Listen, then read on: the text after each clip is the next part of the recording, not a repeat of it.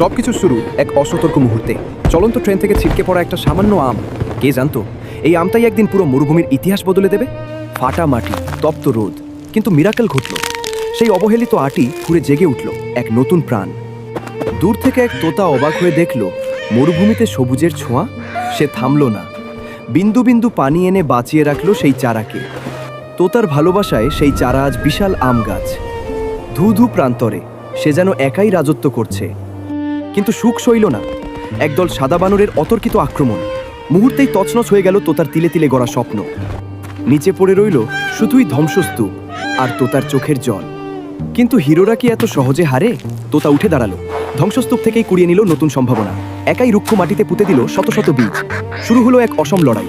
1 থেকে 10, 10 থেকে 1000। তোতার জেদ পাল্টে দিল প্রকৃতির নিয়ম। মরুভূমি আজ আম বনের রাজ্য। হাজারো পাখি আজ সেখানে মেতেছে উৎসবে। শুধু একা বসে সেই নায়ক, তার সৃষ্টি আজ সার্থক। কিন্তু আক্ষেপ একটাই, একটা আম মরুভূমি বদলাতে পারে, কিন্তু আপনাদের মন কি বদলাতে পারবে না? বন্ধুরা, এই তোতার হার না মানা লড়াইয়ের জন্য একটা লাইক আর সাবস্ক্রাইব কি হতে পারে?